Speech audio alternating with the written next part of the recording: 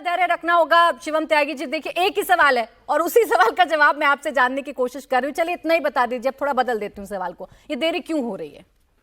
मैं मानता हूं देरी नहीं है बिल्कुल भी। अभी 8 तारीख को रिजल्ट आया है और आज हम 13 तारीख में हैं। किसी भी एक लोकतांत्रिक देश में इसी तरह से सरकार गठन की एक प्रक्रिया होती है, चाहे वो मिनिस्टर्स का विषय रहा हो, चाहे वो मुख्यमंत्री का विषय रहा हो, चाहे वो किसी भी तरह की बात रही हो। आप कितना भी सवाल को घुमा फिरा कर पूछेंगे, सवाल का जवाब मेरे पास यही है। और ऐसा तो नहीं कि सामने एक बड़े कद का नेता अरविंद केजरीवाल है, उनकी टक्कर का तो आपको कम से कम चेहरा चुनना होगा। यही वजह तो नहीं कि देरी हो रही है? बेचारा अपना खुद का चुनाव नहीं जीत पाए, वो कहाँ बड़े नेता रह गए। वो उन्होंने जनता को कहीं ना कहीं 10 साल तक गुमराह करने की कोशिश करी, वो किसी तरीके से कर ले गए, आप देखिए ना। लेकिन उसके बाद अलावा बड़ा नेता वाली स्थिति नहीं है। अभी देखिए धीरे धीरे समय और बीतने दीजिए, वो एक्सपोज होंगे। मैं खुद से कहता हूं, इनकी ड्रामेबाजी में दिल्ली एक समय तक फंसी रही, लेकिन दिल्ली अब उसके बाहर है। दिल्ली के लोगों ने जो चुना है उनको पता है उन्होंने क्या चुना है, और खास तौर पर इनको और उनके सारे सिपे सलारों को हरा देने का मतलब ही है। अरविंद केजरीवाल को हरा दिया, मनीष सिसोदिया को हरा दिया, सत्येंद्र जैन को हरा दिया, सौरभ भारद्वाज को हरा दिया, वो जो योगी की मौत होगी और ये वो क्या नाम था उनका, वो जो अपनी धर्म पत्नी को पीटते थे, कुत्ते से कटवाते थे, उनको हरवा दिया। ये सब हरवाने का कारण यही है, क्योंकि उनका जिस तरीके से उन्होंने जनता के बीच में जाकर झूठ बोले, जिस तरीके से यमुना में जहर से लेकर और न जाने क्या क्या फर्जी बातें और सब हरा दिया आपने। और मैं कह रही हूं, मैं आपकी बात मान भी लेती हूं कि इनके झूठ को आपने एक्सपोज कर दिया, लेकिन एक चीज जो आम आदमी पार्टी की अभी तक तो सच हो रही है वो वही है, बड़े बड़े पोस्टर अरविंद केजरीवाल के एक तरफ और सामने क्वेश्चन मार्क या बिना दूल्हे की बारात इनकी निकालना।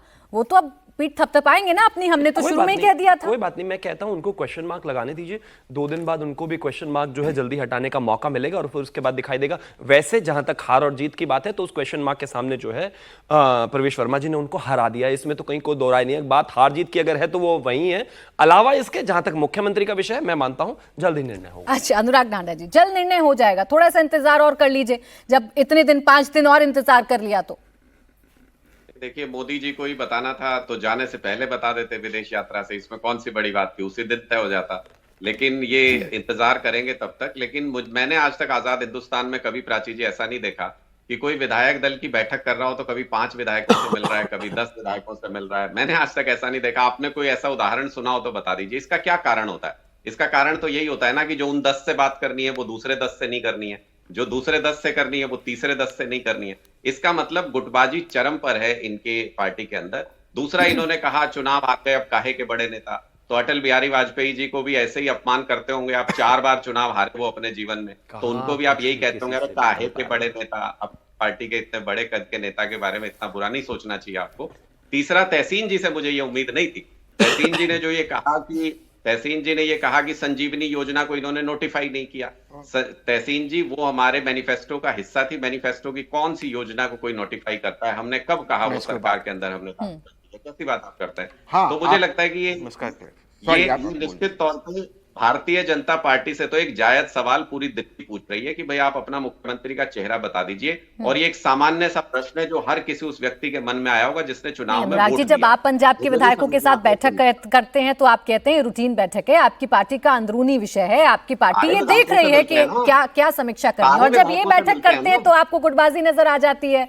चश्मे अलग अलग कैसे हैं? मिलते हैं ना प्राची जी, सारे विधायकों से मिलते हो ना प्राची जी। ऐसा कब हुआ कि 10 विधायकों से मिल लो, फिर 5 से मिल लो, फिर 15 से मिल लो? ऐसे कहां होता है? क्यों प्रिविलेज्ड है क्या वो 10 लोग? बाकी के 5 से नहीं मिलना था क्या?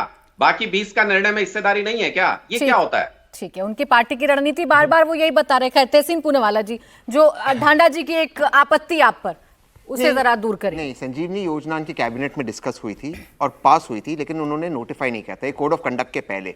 इसलिए through out the code of conduct और थ्रू आउट इलेक्शंस मैं बार बार ये सवाल आम आदमी पार्टी से उठाता था। ये कैबिनेट में आपने डिस्कस किया था? आपने डिस्कस जी कुछ भी तहसीन कुछ भी नहीं, कोई कैबिनेट में हुआ था डिस्कस, उसको नोटिफाई नहीं किया गया था। और आप खुद में सर डिबेट में थे। मैनिफेस्टो का पार्ट थी, अनाउंस किया गया था। वो मैनिफेस्टो में आपने डाला, मैं उससे मैं बिल्कुल इत्तेफाक रखता हूं, लेकिन आपने कैबिनेट में उठाया था। कैबिनेट में डिस्कशन हुआ कुछ भी नहीं। प्राची जी से फैक्ट चेक कर लेंगे, लेकिन आप सरकार में थे और संजीवनी योजना जी, अगर आपको संजीवनी योजना देनी थी, 10 साल आपकी सरकार थी, आपने दिया नहीं। फिर चुनाव के बाद आपने अनाउंस कर दिया, आपने पंजाब के महिलाओं को 1000 रुपए नहीं दिया। और आप मुझे फैक्ट चेक कर देना इस चीज के बाद आपने कैबिनेट में उठाया था। अच्छा, ठीक। माननीय मुख्यमंत्री आतिशी जी ने उठाया था, इसको आपने पास किया था, नोटिफाई नहीं किया था। इसीलिए मैं वो शब्द नोटिफाई किया था। आपने कैबिनेट में इस पर बाकायदा डिस्कशन हुआ था।